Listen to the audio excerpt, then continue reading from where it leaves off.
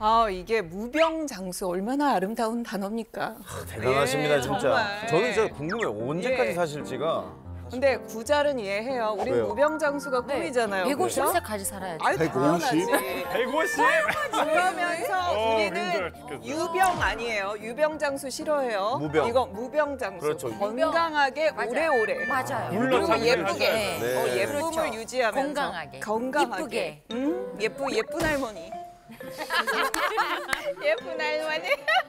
많은 분들이 이제 엄청난 꿈을 갖고 계신 것 같은데요. 맞습니다. 선생님도 그러지 않습니까? 저도 마찬가지예요. 근데 이게 사실 우리가 뭐 유전적인 영향도 있겠지만 네. 우리가 어떤 음식을 먹고 노출되느냐 하는 것도 참 중요하거든요. 중요하지. 네, 그래서 우리가 어떤 걸 먹었는지 한번 되돌아보는 시간이 좀 필요할 것 같아요. 예를 들면은 그 우리 강수정 씨하고 네. 황재성 씨 같은 경우에는 지난 여름에는 주로 어떤 거 많이 드셨어요? 여름에는 무조건 차가운 거 먹지 않아요? 그렇죠. 약간 스무디. 그렇지. 스무디 아니면 쉐이크 요런 거. 그렇죠. 그리고 얼음 왕창 들어있는 거. 그런 거 많이 먹었죠. 차가운 거. 뭐 여름에는 아무래도 저희가 많이 지치지 않아요. 그러니까 달고, 맞아요. 그다음에 너무 더우니까 차고. 맞아요. 이 두 개를 합치면 바로 빙수가 됩니다. 그렇죠. 팥빙수, 인절미. 바로 뿌려가지고 떠올리고 젤리에다가 연유. 그렇지, 여러분 연유 두 바퀴 올려요. 돌리죠? 저는 5바퀴 이상 돌려가지고 아주 그냥 사탄이 소환, 악기가 들린 그 맛.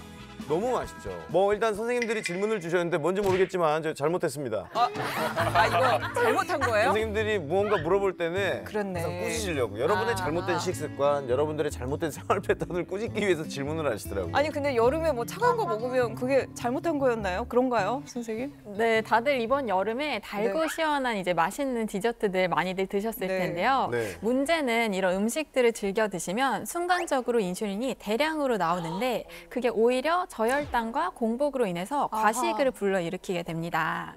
그러면 이제 균형이 깨지면서 저혈당과 고혈당이 반복되는 혈당 롤링 현상을 겪을 수 있게 되는데요. 이 현상이 잦아지면 잦아질수록 인슐린 기능이 떨어지면서 혈당 수치 조절에 점점 어려움이 겪기 때문에 주의하시는 것이 필요합니다.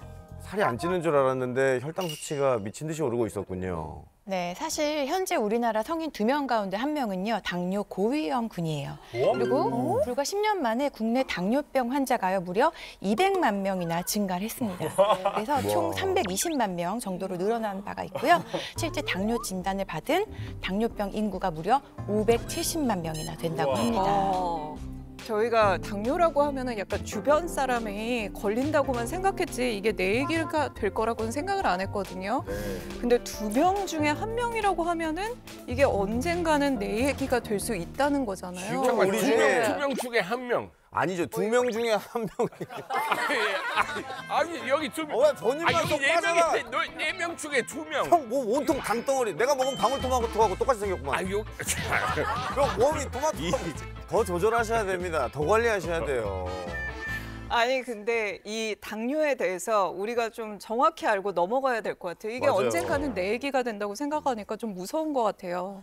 네, 우리가 이제 음식을 섭취하는 거는 생명을 유지하고 또 에너지를 내기 위해서 드시는 거잖아요. 네. 결국 이 영양분의 최종 목적지는요 세포예요. 그래서 세포 안에서 대사가 되면서 ATP를 만들어내면서 에너지를 생성시키는 거거든요. 네. 그런데 가장 대표적인 에너지원이 바로 뭐죠? 탄수화물이죠. 네. 그렇죠, 그렇죠. 이 탄수화물이 소화수돼서 들어오려면은 작은 분자로 분해가 돼야 돼요. 그게 바로 포도당이거든요. 네. 그래서 포도당이 우리 혈액 내로 들어오고 이게 어느 정도 범위 내에서는 일정 농도로 유지가 되어야 돼요. 혈당이 올라가게 되면요. 포도당을 세포 내로 보내서 사용할 수 있도록 해주고요. 또 간이나 근육에서는 더 큰 분자 구조인 글리코겐 형태로 저장이 될 수 있도록 해줍니다. 혈당을 조절하는 호르몬이 바로 인슐린이죠. 인슐린이 어우, 이렇게 많은 역할을 하는지 몰랐어요. 네. 그러면은 인슐린 분비가 잘 안 되면 그런 문제가 굉장히 커지겠는데요? 네, 그렇습니다. 인슐린 분비가 원활하지 않거나 내지는 분비는 되는데 우리 몸이 이거에 대해서 잘 반응을 안 하는 경우 바로 인슐린 저항성이라고 그러죠.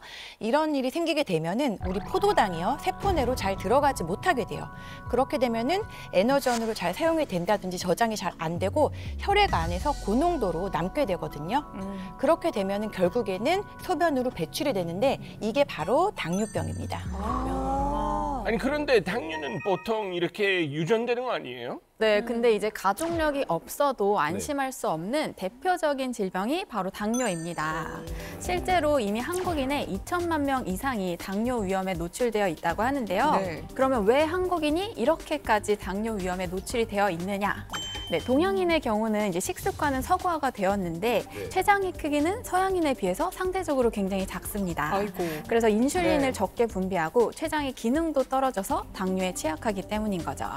야, 그럼 증상을 좀 미리 알고 조심을 해야겠네요. 네, 그런데 당뇨가 무서운 거는요. 초기에는 우리가 별로 느낄 수 있는 증상이 없다는 거예요. 진행이 돼야지 증상을 느끼고 합병증이 나타나는 거거든요. 네. 이렇게 무증상이라는 게 문제인데요. 그래도 요즘에는 우리가 이제 정상군 그리고 당뇨 그리고 그 사이에 이 전당뇨에 대한 인식이 높아지고 있어요. 그래서 어느 날 정상이던 사람이 갑자기 당뇨가 찾아오는 게 아니라요. 점점점 진행이 되고 전당뇨 단계를 거친 다음에 이분들에게서 이제 당뇨로 진행되는 위험성이 더 높아지는 거거든요. 그래서 이런 사실 하나, 또 하나는 전당뇨 단계에서도 합병증 위험은 높아질 수 있다라는 거에 대한 인식이 많이 커지고 있습니다. 그러면은 전당뇨의 위험성을 알면 당뇨의 위험성도 낮출 수 있겠네요. 네, 그렇습니다. 이제는 전당뇨에 대한 위험성도 많이 알게 되시면서 많이 이제 관리들 하고 계신데요. 그런데 관리가 잘 안 되거나 시기를 놓쳐서 당뇨로 진행이 되고 또 각종 합병증까지 오게 되면요. 정말 돌이키기 힘든 상황이 오거나 아주 생명을 위협할 수 있는 상황. 예를 들자면 뭐 심뇌혈관 질환과 같은 그런 치명적인 합병증까지 불러일으킬 수도 있는 겁니다. 당뇨가 합병증이 진짜 무섭더라고요. 네, 그죠. 당뇨가 진짜 무서운 이유는 합병증 때문인데요. 포도당이 세포까지 이제 전달이 돼야 하는데 당뇨 때문에 전달되지 못하면 과연 어떻게 될까요? 영양분이 공급이 안 되겠지. 혈관이 망가지고. 그 혈액을 떠돌아다니면서 혈관을 손상시키게 됩니다. 이때 뇌졸중이라든지 동맥경화 그리고 치매 등의 합병증을 세상에. 일으키게 되는 것이죠. 치매까지. 그래서 실제로 비당뇨인보다 당뇨 환자의 치매 위험성이 최대 2.4배 높다고 하고요. 뇌졸중 환자 중 100명 중에 32명이 당뇨병을 앓았다는 조사 결과도 있습니다. 아니 그런데 주변에 당뇨 합병증 온 분들은 보면 눈이랑 팔이랑 한 군데만 오는 거 아니더라고요. 맞아요. 네, 맞습니다. 초기에는 증상이 없지만 이렇게 네. 합병증이 오기 시작하면 어마어마할 수가 있거든요. 그래서 바로 당뇨 합병증을 시한폭탄과 같다라고 표현을 하기도 합니다. 일반적으로요, 첫 번째 합병증은요, 제2형 당뇨병이 발생한 후에 평균 3년 이내에 발생이 될 수가 있고요. 일단 합병증이 시작이 되면 다음 합병증까지 올 수 있는 시간들은 점점 짧아져요. 그렇기 때문에 점점 가속도가 붙어요. 그래서 혈당 관리를 미리미리 하지 않으시면은 이런 합병증 위험이 높아질 수 있습니다. 무섭다.